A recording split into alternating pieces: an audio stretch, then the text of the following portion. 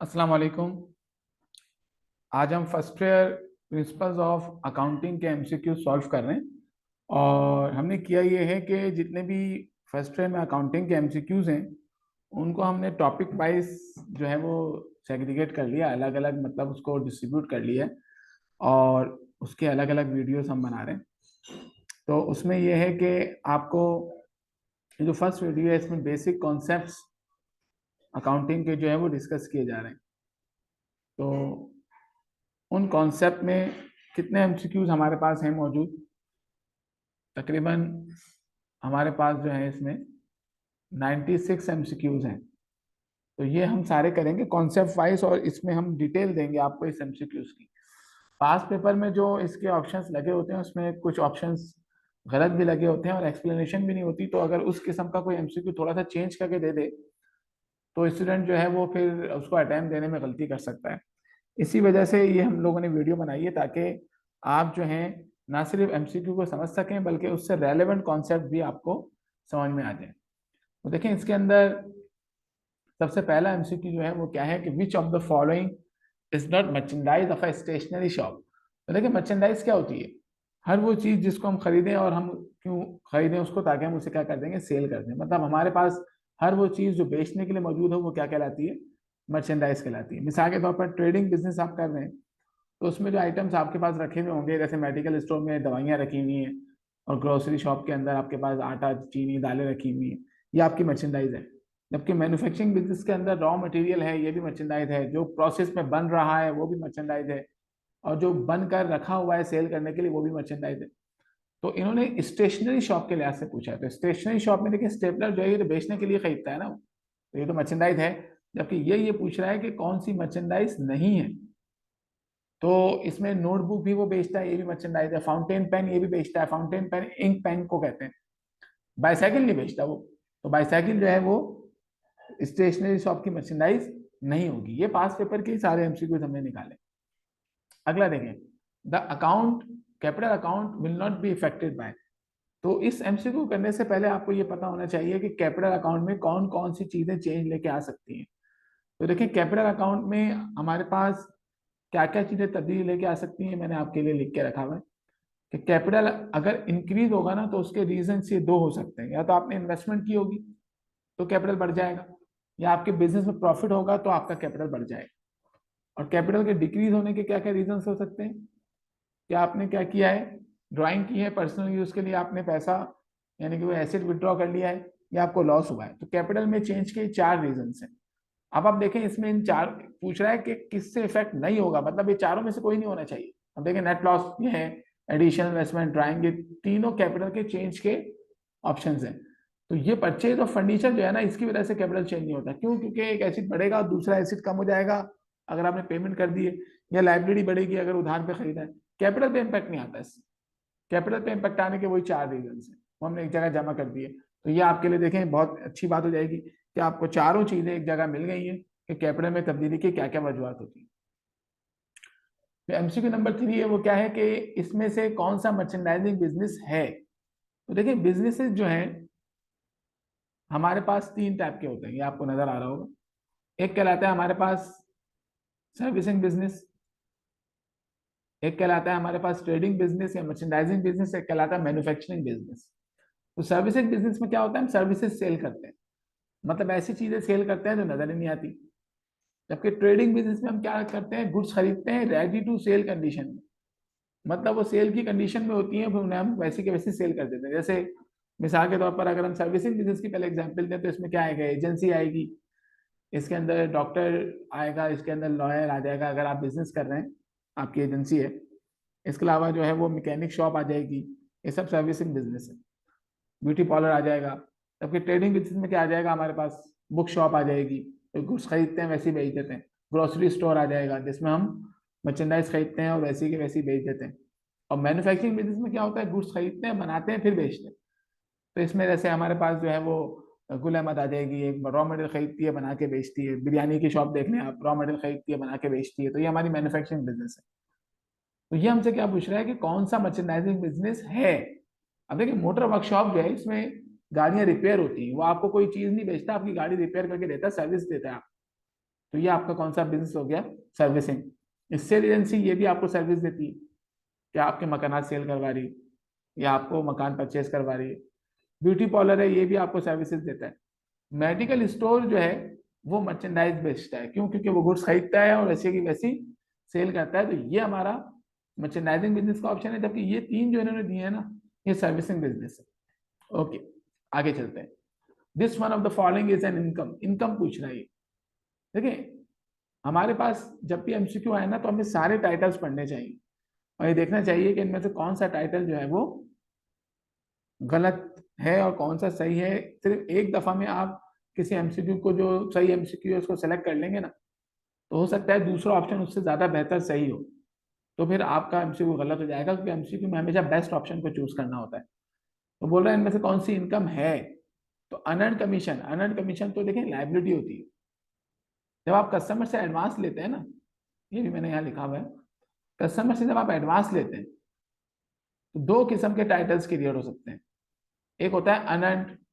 Unearned कब create होता है? जब आप कस्टमर से पैसा लेते हैं और आप एडवांस अमाउंट ले रहे हैं, उससे आप पर लाइबिलिटी होगा वो, और आप उसे फ्यूचर में सर्विस देंगे, तो उसके लिए फिर unearned salary commission, unearned rent वगैरह के टाइटल यूज होते हैं। लेकिन अगर आप गुड्स बेच रहे हैं कस्टमर को और आपने उसका एडवांस ले लिया है, तो उसके लिए एडवांस फ्रॉम कस्टमर का अकाउंट यूज होता है। तो ये दोनों लाइबिलिटी के टाइटल्स हैं। तो यहाँ पर जो ये अनंत बोल रहा है, अनंत कमीशन, ये लाइबिलिटी है। कमीशन पेबल का मतलब क्या है? कि आपने किसी से कमीशन की सर्विसेज ली थी, अब आपने उसको पे करना है, आपने पे नहीं किया तो आप पर लाइबिलिटी हुई है। कमीशन रिसीवेबल, ये तो इसका मतलब है आपने कमीशन रिसीव करना है, लेना ही तो है। रिसीवेबल तो सारे एसिड होते हैं। कमीशन अर्नड, अर्न मतलब इनकम, तो कमीशन इनकम बोले या कमीशन अर्न बोले एक ही बात है। तो ये हमारा इनकम का टाइटल। बाकी की नेचर मैंने आपको बता दी। अब आगे पांचवें में क्या बोल रहे हैं? बोला है कैश सप्लाई और प्रीपेड रेंट किसके एग्जाम्पल है? अब देखें, इसमें हमारे पास ना दो किस्म के एसिड्स होते हैं। एक कहलाता है करंट एसिड और एक कहलाता है non current acid. Current acid क्या होता है? जो with in an accounting period मुकम्मल तौर पर कैश में कन्वर्ट हो जाए या मुकम्मल तौर पर कंज्यूम हो जाए एक ही साल में, ये हमारा क्या कहलाता है? Current acid. क्योंकि फिक्स एसिड क्या होता है? जो एक ही अकाउंटिंग ईयर में मुकम्मल तौर पर कंज्यूम ना हो, बल्कि एक से ज्यादा अकाउंटिंग ईयर में कंज्यूम हो और एक से ज्यादा अकाउंटिंग ईयर तक फायदा दे। अब करंट एसिड की क्या एग्जांपल्स हैं, देखें आप। Cash, bank, note receivable, account receivable, marketable security, merchandise, supplies, prepaid, ये हमारे करंट एसिड है। क्योंकि फिक्स एसिड में देखें land, building, machine, equipment, furniture, fixture, गाड़ियां वगैरह, ये एक से ज्यादा साल चलती है। तो ये हमसे क्या पूछ रहे हैं कि कैश, सप्लाईज और प्रीपेड कौन से एसिड्स हैं? अब देखिए, इसमें हमने देखा अभी कैश, सप्लाईज और प्रीपेड किस में आ रहा था? हमारा करंट एसिड में आ रहा था। लेकिन कैश ये रहा, सप्लाईज ये रहा, प्रीपेड ये रहा, तो ये तीनों जो है ये करंट एसिड है हमारे। इसी वजह से हम करंट एसिड हमें डायरेक्ट मिल गया। नॉन करंट एसिड नहीं हो सकते क्योंकि एक से ज्यादा साल तक चलते नहीं है ये, एक से ज्यादा साल में कंज्यूम नहीं होते, एक ही अकाउंटिंग में कंज्यूम होते हैं। करंट लायबिलिटी से भी इसका ताल्लुक ही नहीं है और ऑनर इक्विटी से भी नहीं है। ये तो ऑप्शन बिल्कुल ही गलत। इसके बाद आ जाए छठे में। बोल रहे हैं अलाउंस फॉर पेड डेट्स किसकी एग्जाम्पल है? देखिए, कुछ ऐसे अकाउंट्स ऐसे हैं जो कॉन्ट्रा अकाउंट्स होते हैं, उसकी भी लिस्ट हमने यहाँ बनाई हुई है। ये सारे अकाउंट कॉन्ट्रा अकाउंट, ये मैंने लिस्ट बना दी है कि allowance for bad debts contra asset है और कॉन्ट्रा करंट एसिड है। ये अलाउंस फॉर पेड डेट्स को अगर आप देखें ना, तो ये कॉन्ट्रा करंट एसिड है। अलाउंस फॉर डेप्रिसिएशन या एक्यूमुलेटेड डेप्रिसिएशन ये कॉन्ट्रा प्लान्ड एसिड है। ये दोनों कॉन्ट्रा एसिड्स होते हैं। जबकि ये जो ड्राइंग है ना, ये कॉन्ट्रा ऑनर्स इक्विटी है। सेल्स रिटर्न एंड अलाउंस और सेल डिस्काउंट ये कॉन्ट्रा रेवेन्यू होती है। Purchase return and allowance and purchase discount ये कॉन्ट्रा एक्सपेंस होता है। तो ये हमारे कॉन्ट्रा अकाउंट की लिस्ट हमने बना ली। अब वो जिस अकाउंट की भी नेचर पूछे आप इनमें से देख के लिख सकते हैं उनके। तो ये बोल रहा है कि अलाउंस ऑफ एसेट्स किसकी एग्जांपल है? तो अभी हमने देखा कॉन्ट्रा एसिड है ये। अब इसमें करंट एसिड बोल रहा है, करंट एसिड भी सही बोल रहा है, लेकिन ये करंट एसिड से बेहतर टाइटल कॉन्ट्रा करंट एसिड है। करंट लायबिलिटी हो नहीं सकता, ऑनर इक्विटी हो नहीं सकता, तो हम कॉन्ट्रा एसिड पर ही लगाएंगे। Contra acid is the best option. Interest receivable किसकी एग्जांपल है? देखें, रिसेबल तो होता ही एसिड है, कोई सा भी रिसेबल हो। और सारे रिसेबल्स जो with in an accounting period आपने कलेक्ट करने हैं वो करंट एसिड कहलाते हैं, और एक से ज्यादा अकाउंटिंग में जो कलेक्ट होने हैं वो आपके फिक्स एसिड कहलाते हैं। तो यहाँ पर जो ऑप्शन है कॉन्ट्रा एसिड, कॉन्ट्रा एसिड ये हो नहीं सकता। कॉन्ट्रा की लिस्ट में मैंने आपको बता दी। करंट लायबिलिटी हो नहीं सकता। लायबिलिटी जब होता है जब यहाँ पेबिल लिखा हुआ होता है, और ऑनर इक्विटी का कोई ताल्लुक नहीं है इससे। ऑनर इक्विटी जो है वो तो कैपिटल होता है। तो यहाँ पे current acid is the best option. Bank overdraft के बारे में पूछना है कि बैंक ओवरड्राफ्ट क्या है? तो देखिए, बैंक ओवरड्राफ्ट क्या होता है कि आपके पास बैंक में 1 लाख रुपए थे और बैंक ने आपको इजाजत दी कि आप उसके 10,000 रुपये एक्स्ट्रा अपने अकाउंट से ज्यादा निकाल सकते हैं। जो रनिंग ट्रांजेक्शन्स करते हैं ना बहुत ज्यादा बिजनेसमैन वगैरह, उनको बैंक ये अलाउ कर देता है कि आप ऐसे करें। तो फिर जो है वो अगर हम करें इस तरीके से और 1 लाख निकालने के बाद 10,000 भी बैंक से विड्रॉ कर लें, तो फिर वो कहलाता है ओवरड्राफ्ट, बैंक ओवरड्राफ्ट। अब जाहिर सी बात है, ये जो अमाउंट आपने ज्यादा बैंक से विड्रॉ किया, ये आपका एसेट नहीं है, ये आप पर क्या है, लाइबिलिटी। अगर आपका अमाउंट बैंक में जमा हुआ है तो आपका एसेट होता है। तो इसी वजह से liability is the correct option. Owner equity expense asset they are irrelevant, ये हो ही नहीं सकता। ओवरड्राफ्ट हमेशा हम पर लाइबिलिटी है। अब अगला एमसीक्यू ना अकाउंटिंग इक्वेशन का है। देखिए अकाउंटिंग इक्वेशन क्या होती है, ये होती है अकाउंटिंग इक्वेशन कि एसेट बराबर होता है लायबिलिटी प्लस कैपिटल। यानी ये जो इक्वेशन है ये हमें बताती है कि एसेट जो 1,000 रुपए के हैं वो सप्लाई किसने किए हैं। 100 रुपीज के आउटसाइडर ने सप्लाई किए तो उसे लायबिलिटी बोलते हैं। 900 के ऑनर ने सप्लाई किए तो उसे कैपिटल बोलते हैं। तो अगर हमें इन तीनों में से किसी दो का अमाउंट पता हो तो आप तीसरे का निकाल सकते हैं। मिसाल के तौर पर अगर आपको एसेट का अमाउंट मालूम हो 1000 और कैपिटल 900, तो आप 1000 में से 900 लेस करेंगे तो लायबिलिटी आ जाएगी 100। और अगर एसेट का अमाउंट पता हो 1000 और लायबिलिटी का अमाउंट मालूम है 100, तो 1000 में से 100 लेस करेंगे तो 900 आ जाएगा। और अगर इन दोनों राइट्स को हम ऐड कर लें तो एसेट का अमाउंट आ जाएगा। तो हमसे यहाँ पर ये क्या पूछ रहे हैं, ये हमसे ये पूछ रहा है कि अगर एसेट 10,000 है, ऑनर इक्विटी 2500 है, तो लायबिलिटी बताओ। तो एसेट में से हम ऑनर इक्विटी को लेस करेंगे, तो 10,000 में से 2500 जब लेस होगा तो 7,500 आ जाएगा। स्ट्रेट फॉरवर्ड एमसीक्यू हो गया। तो ये हमारा क्या कहलाएगा, ऑन लाइबिलिटी कहलाएगी। यानी ऑनर इक्विटी 2500 तो लाइबिलिटी हमारी 7,500 होगी। The nature of sale discount, देखिए कितना फायदा हो गया मुझे। मैंने आपको सारे लिस्ट बताई है कॉन्ट्रा की, यहाँ देखें आप, कॉन्ट्रा की सारी लिस्ट बताई है। इसमें ये हमसे पूछ रहा है कि बताओ कि सेल डिस्काउंट की नेचर क्या है। अब आप देख लें सेल्स डिस्काउंट की नेचर यहाँ पर क्या है, कॉन्ट्रा रेवेन्यू। तो आपके लिए अब आसानी हो गई ना। अब सेल डिस्काउंट उसने पूछा, बस कॉन्ट्रा रेवेन्यू पे आप डायरेक्ट लगा सकते हैं। आपको इसमें कुछ देखने की भी जरूरत नहीं। आप डायरेक्ट इसे याद कर लें, इस लिस्ट को, कॉन्ट्रा वाली लिस्ट को। ओके 11th, इसमें भी अकाउंटिंग क्वेश्चन के बारे में पूछ रहा है कि बोल रहा है कि अगर प्रोप्राइटरशिप, ये सारे ना मैंने बेसिक जो अकाउंटिंग के एमसीक्यू है ना, ये वाले, ये फाइल बेसिक वाली है। इसके बाद अगले चैप्टर्स के भी अलग अलग हमने बनाए हुए, जनरल के, इनकम स्टेटमेंट वगैरह के, वो अलग अलग बने हुए सारे। तो इस तरीके से एक ही टॉपिक के सारे एमसीक्यू जब एक जगह आ जाते हैं ना, तो स्टूडेंट फिर समझने में उसे आसानी होती है। इसी जब भी आप पास से बने पढ़ेंगे तो सारे मिक्स हुए हैं, तो कभी मुश्किल वाले टॉपिक के आ रहे हैं, कभी कोई दूसरे टॉपिक के आ रहे हैं, कभी इजी टॉपिक के आ रहे हैं, तो फिर उससे मिक्सअप हो जाती है सारी चीजें। इस वजह से इसको इस पर्पज के लिए अलग किया गया कि एक जैसे एमसीक्यू सारे एक जगह पर आपको प्रोवाइड किए जाए। अब ये कह रहा है कि अगर प्रोप्राइटरशिप 3/5 है टोटल एसिड का, जो कि टोटल एसिड 3 लाख है, तो लाइबिलिटी बताओ। देखिए टोटल एसिड में से प्रोप्राइटरशिप 3/5 है, तो हम क्या कर सकते हैं, हम बोलेंगे भाई देखो टोटल एसिड जो भी है हमारा 3 लाख है, इसको मल्टीप्लाई कर लो 3 से, डिवाइड कर लो 5 से, तो ये आपके पास जो अमाउंट आया ना 1,80,000, ये आ गया प्रोप्राइटरशिप का। अभी प्रोप्राइटरशिप क्या होती है, देखिए हमारे पास कैपिटल के लिए ना ये सारे वर्ड यूज होते हैं। आप कैपिटल कहें या ये कहें एक ही बात है। कैपिटल को ऑनर्स इक्विटी भी कहते हैं, कैपिटल को इंटरनल इक्विटी भी कहते हैं, कैपिटल को प्रोप्राइटरशिप भी कहते हैं, कैपिटल को नेट एसेट भी कहते हैं, कैपिटल को नेट वर्थ भी कहते हैं। ये सारे जो है ये एसेट कैपिटल के ही टाइटल्स हैं। अब यहाँ पर जो ये पूछ रहा है ना, बोल रहा है प्रोप्राइटरशिप, देखिए इसे नाम चेंज किया ताकि स्टूडेंट जो है ना वो गलत कर देगा। इसमें स्टूडेंट सिर्फ कैपिटल का नाम याद करके चला जाता है, तो सारे नाम आप याद कर लें। प्रोप्राइटरशिप अगर 3/5 है तो इसका मतलब है हमने टोटल एसेट 3 लाख पे 3/5 को अप्लाई किया, तो फिर हमारा कैपिटल आ गया 1,80,000। ये बोला लाइबिलिटी बताओ। तो जब 3 लाख के एसेट में से 1,80,000 की, 3 लाख में से 1,80,000 की हमें liability less asset honour equity less करेंगे, तो हमारे पास देखें लाइबिलिटी का अमाउंट आ गया 1,20,000। यही अकाउंटिंग इक्वेशन पीछे हम पढ़ के आ रहे हैं कि एसेट में से जो है वो कैपिटल लेस करो लाइबिलिटी आ जाएगी। तो हमने एसेट में से कैपिटल लेस किया, लाइबिलिटी आ गई 1,20,000। तो 1,20,000 हमारा ये भी स्ट्रेट फॉरवर्ड एमसीक्यू था, आंसर लग गया। अगला क्या है, creditors are also termed as. अब जरा इसमें आप गौर से सुने, देखिए क्रेडिटर जो है ना वो अकाउंट्स पेबल को कहते हैं। ये भी मैंने आपके लिए बना लिया, क्रेडिटर और दोनों बना लिए। यानी कि आपको तो वो क्रेडिटर बोल रहा है ना, वो ये भी पूछ सकता है कि भाई डेटर को क्या कहते हैं। तो डेटर जो है वो अकाउंट रिसीवेबल को कहते हैं। डेटर मतलब पैसा लेना है, क्रेडिटर मतलब आपको पैसा देना है। तो ये दोनों टाइटल्स अकाउंटेबल क्रेडिटर का सेम है और अकाउंट रिसीवेबल डेटर का सेम है। अब यहाँ ये बोल रहा है कि क्रेडिटर को हम और क्या कहते हैं, तो क्रेडिटर को देखें हम क्या कहते हैं, अकाउंट पेबल कहते हैं। अगर ये डेटर का बना देता तो हम अकाउंट रिसीवेबल पे लगा देते, बाकी रिसीवर और ये बिल रिसीवेबल ये रेलिवेंट है। Sales is best describe by, अब जरा सुनिएगा, देखिए सेल्स का मतलब क्या होता है। सेल्स में ना दो एलिमेंट होते हैं, एक होता है मर्चेंडाइज और एक होता है सेल। ये दो एलिमेंट होते हैं, ये देखें, ये सेल में दो एलिमेंट है। यानी अगर आप मर्चेंडाइज बेच रहे हैं और क्या बेच रहे हैं, मर्चेंडाइज बेच रहे हैं तो वो सेल्स कहलाएंगे। लेकिन अगर आप बेच रहे हैं और मर्चेंडाइज के अलावा कोई ऐसी जो आप यूज कर रहे थे वो बेच रहे हैं तो उसे सेल्स नहीं कहते। अब ये सेल्स को कह रहा है कि सेल्स बताओ इनमें से कौन से अच्छे तरीके से एक्सप्लेन हो रहा है।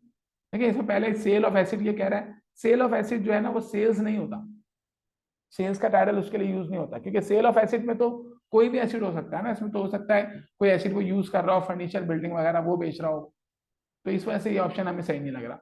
कैश सेल्स ये लिमिटेड ऑप्शन है, सेल्स मतलब यहाँ मर्चेंडाइज ही हो गया। कैश सेल्स, एस का फर्क है सिर्फ सेल और सेल्स में, एस लग गया तो मर्चेंडाइज हो गया। फिर मर्चेंडाइज बेचना कैश पर, तो क्या उधार पे जो मर्चेंडाइज बेचेंगे वो क्या सेल्स नहीं होगी, इस वजह से ऑप्शन हम नहीं चूज करेंगे। इधर सिर्फ बोल रहा है उधार पर जो मर्चेंडाइज बेचेंगे वो सेल्स होगी, तो ये भी मतलब अजीब सी बात है। सेल ऑफ मर्चेंडाइज, अब ये जो ऑप्शन है ना इसमें दोनों सेल आ जाएंगी, उधार वाली सेल भी आ जाएगी और कैश वाली सेल भी आ जाएगी। इसी वजह से ये ऑप्शन हमारा बेटर है, सबसे ज्यादा अच्छा है ये, क्योंकि इसमें मर्चेंडाइज भी आ रही है सेल भी आ रहा है, और ये नहीं बोल रहा कि उधार पर है या कैश पर है, तो दोनों पर है, तो ये ऑप्शन हमारा बेस्ट है। This is not a Contra account. अब देखिए कॉन्ट्रा अकाउंट की लिस्ट तो मैंने आपको प्रोवाइड कर दी थी, ये कॉन्ट्रा अकाउंट है। अब इसके अलावा जो भी हमें अकाउंट मिलेगा हम बोलेंगे वो कॉन्ट्रा अकाउंट नहीं। तो देखिए इसमें परचेज रिटर्न हमारी लिस्ट में था, ड्राइंग हमारी लिस्ट में है, परचेज रिटर्न कॉन्ट्रा एक्सपेंस है, ड्राइंग कॉन्ट्रा ऑनर्स इक्विटी है, सेल्स रिटर्न कॉन्ट्रा रेवेन्यू है, फर्नीचर जो है ना वो हमारा कॉन्ट्रा एसिड नहीं है, तो हम इस पे टिक करेंगे कि ये कॉन्ट्रा नहीं है, क्योंकि ये नहीं पूछ रहा है तो नहीं वाले पे लगाएंगे हम। The nature of allowance for depreciation, देखिए कितना ज्यादा ये कॉन्ट्रा अकाउंट के एमसीक्यू से आपसे पूछ रहा है कि अलाउंस फॉर डेप्रिसिएशन की नेचर क्या है, तो कॉन्ट्रा एसिड है, कॉन्ट्रा फिक्स एसिड है पूरा इसकी नेचर। अगर लगे इन्होंने कॉन्ट्रा फिक्स एसिड लिखा नहीं है तो कॉन्ट्रा एसिड पे लगा देंगे। ये बहुत ज्यादा कॉन्ट्रा अकाउंट जो है ना उसको वो टेस्ट करता है, क्योंकि स्टूडेंट ना इसको इग्नोर करते हैं, इसको पढ़ते नहीं है सही तरीके से, याद नहीं रखते अकाउंट्स की नेचर। अब देखिए वो आगे एडवांस फ्रॉम कस्टमर में आपको बताया था कि अगर आप एडवांस ले रहे हैं, गुड्स का एडवांस ले रहे हैं कस्टमर से तो एडवांस फ्रॉम कस्टमर, सर्विस का ले रहे हैं तो अनंत। अब ये हमें क्या बोल रहा है, एडवांस रिसीव फ्रॉम कस्टमर, सिर्फ एडवांस की बात कर रहा है, तो एडवांस चाहे आप गुड्स का लें या सर्विस का लें कस्टमर से, वो हमारी लाइबिलिटी कहलाती है। इसी वजह से हम लाइबिलिटी पे लगाएंगे, क्योंकि आपने एडवांस लिया ना, आपको उसे या तो गुड प्रोवाइड करनी है सर्विस प्रोवाइड करनी है। देखिए यहाँ पर एक बात आप नोट करें कि लोग लाइबिलिटी को ना वाजबात वाजबात कहते रहते हैं कि हमें अदायगी करनी है। ये जो हमारे पास एडवांस फ्रॉम कस्टमर है इसकी हमें अदायगी कैश फॉर्म में नहीं करनी है, बल्कि हमें इसको सर्विस देनी है। इसी वजह से लाइबिलिटी को ना हमें वाजबात नहीं बोलना चाहिए, बल्कि लाइबिलिटी का मतलब होता है कि हमारे पास कितने एसेट आउटसाइडर के हैं, मतलब वो जिसने हमें पैसे दिए हैं इन्वेस्टर के अलावा। बहरहाल आगे चलते हैं। Commission receive but not yet earn, ये एडजस्टमेंट पढ़ी होगी आपने, उसमें इसकी एडजस्टमेंट भी देखी होगी कि रिसीव हो गया लेकिन कमाया नहीं है। अब कमीशन रिसीव हो गया लेकिन आपने कमाया नहीं है, तो फिर वो तो आपकी लाइबिलिटी हुई ना, मतलब आपने उसे अर्न ही नहीं किया। रिसीव हो गया लेकिन कमाया नहीं है, तो आप किस पर लगाएंगे, लाइबिलिटी पर। अनअर्नड है ना, अनअर्नड, रिसीव करके रख लिया है कमाया नहीं है, तो हमने देखा अभी पढ़ा था इसमें, अगर आपने रिसीव कर लिया लेकिन कमाया नहीं है तो अनअर्नड है, वो आपका एडवांस है, तो आप इस पर लाइबिलिटी पे लगाएंगे इसको। कमीशन रिसीव हो गया लेकिन कमाया नहीं। अब इसी तरीके से अगर इसको ये लिख देता कि कमीशन कमा लिया है लेकिन रिसीव नहीं किया, तो वो रिसीवेबल हो जाता, तो आप एसिड पे लगा देते। अगला देखें, all are example of fixed asset except, इनमें से कौन सा फिक्स एसिड नहीं है। देखें इक्विपमेंट, इक्विपमेंट मशीनरीज वगैरह है, एसी है और कंप्यूटर्स हैं, ये इक्विपमेंट्स कहलाते हैं। ये एक से ज्यादा अकाउंटिंग ईयर तक चलते हैं, इसी वजह से ये फिक्स एसिड है। बिल्डिंग एक से ज्यादा अकाउंटिंग ईयर में कंज्यूम होगी, फिक्स एसिड है। व्हीकल गाड़ियां एक से ज्यादा अकाउंटिंग ईयर में कंज्यूम होगी, ये भी फिक्स एसिड है। सप्लाई दे की अकाउंटिंग ईयर में कंज्यूम हो जाता है, तो इसी वजह से फिक्स एसिड नहीं है। तो ये पूछ रहा है फिक्स एसिड कौन सा नहीं है, एक्सेप्ट लगा हुआ है, इसी वजह से हम सप्लाईज पर लगाएंगे। फिर ये कह रहा है कि the one of the following balance sheet equation is correct. Balance sheet equation accounting equation को ही कहते हैं। अब देखें अकाउंटिंग इक्वेशन के ये सारे नाम हो सकते हैं, आप अकाउंटिंग इक्वेशन को अकाउंटिंग इक्वेशन भी कह सकते हैं, बैलेंस शीट इक्वेशन भी कह सकते हैं, फंडामेंटल या बेसिक अकाउंटिंग इक्वेशन भी कह सकते हैं। बैलेंस शीट इक्वेशन इसको इस तरह से कहते हैं क्योंकि इसमें वही चीजें होती हैं जो बैलेंस शीट में होती हैं, मतलब एसेट्स, लायबिलिटी और ऑनर्स इक्विटी। तो इनमें से कौन सी बैलेंस शीट इक्वेशन नहीं है, अब हम पीछे पढ़ के आ रहे हैं। Asset is equal to liability plus capital, तो देखिए पहला ऑप्शन ये नजर आ रहा है। दूसरा क्या है, लाइबिलिटी में तो एसिड लेस करो कैपिटल आएगा, नहीं भाई ये तो गलत हो गया। अगर इसको ऐसे लिखता ना, एसिड में से लाइबिलिटी लेस करो तो कैपिटल आएगा, तो वो सही हो सकती थी। Capital is equal to asset plus liability, ये भी गलत है। एसिड में लाइबिलिटी ऐड नहीं होती है, एसिड में से लाइबिलिटी लेस होगी तो कैपिटल आएगा, तो ये ऑप्शन गलत हो गया। Acid is equal to liability minus capital, ये भी गलत हो गया, क्योंकि एसिड में acid is equal to liability plus capital, ये सही होती है। तो ये ऑप्शन हमारा ठीक है 19th वाला। 20 में ये क्या बोल रहे हैं, बैंक ओवरड्राफ्ट। देखिए बैंक ओवरड्राफ्ट का पीछे भी एमसीक्यू आया था, लेकिन उसने यहाँ पर ना करंट लायबिलिटी जगह पे सिर्फ लायबिलिटी लिखा था। अभी करंट लायबिलिटी क्या है, और से सुनिएगा। हर वो लायबिलिटी जो आपको विद इन अकाउंटिंग पीरियड पे करनी है, एक ही अकाउंटिंग पीरियड में पे करनी है, वो क्या कहलाती है, करंट लायबिलिटी। और जो लायबिलिटी आपको एक से ज्यादा अकाउंटिंग में पे करनी होती है, वो क्या कहलाती है, आपकी लॉन्ग टर्म लायबिलिटी। तो बैंक ओवरड्राफ्ट जो आप बैंक से जो है वो अपने अकाउंट के बैलेंस से ज्यादा विड्रॉ कर लेते हैं, या आपको विद इन अकाउंटिंग पीरियड पे करना होता है, इसी वजह से करंट लायबिलिटी होती है। अब देखिए इन्होंने ये एमसीक्यू अच्छा नहीं बनाया, इन्हें चाहिए था लॉन्ग टर्म लायबिलिटी का भी ऑप्शन डालते, तो फिर स्टूडेंट किस पे लगा सकते, वो चॉइस आती है ना उसमें। यहाँ तो इन्होंने सिर्फ एक ही लायबिलिटी का ऑप्शन लगाया, पहले से स्टूडेंट को पता है कि ओवरड्राफ्ट तो लायबिलिटी होती है, तो वो इसी पे लगा देगा करंट लायबिलिटी। तो आपको लॉन्ग टर्म लायबिलिटी का ऑप्शन भी देना चाहिए था, बहरहाल नहीं दिया इन्होंने, तो हम तो इस पे लगा देंगे अभी करंट लायबिलिटी। ओके, तो 20 एमसीक्यूज हो गए। अब इंशाल्लाह नेक्स्ट वीडियो में हम 20 से आगे वाले एमसीक्यूज करते हैं। तकरीबन 96 97 एमसीक्यूज हैं ये, और ये बेसिक कॉन्सेप्ट्स के हैं। तो इसके बाद आगे वाले कॉन्सेप्ट अलग निकलेंगे। लेकिन देखिए हम कैसे समझ रहे हैं, हम कॉन्सेप्ट वाइज समझ रहे हैं इसको, ताकि इस किस्म का कोई एमसीक्यू आपको घुमा के दे तो आपको पता हो कि भाई उसका ऑप्शन आप कैसे लगाएंगे। रट्टा लगाने की जरूरत नहीं, समझ के आप एमसीक्यूज तो करें। जज़ाकल्लाह, अल्लाह हाफिज।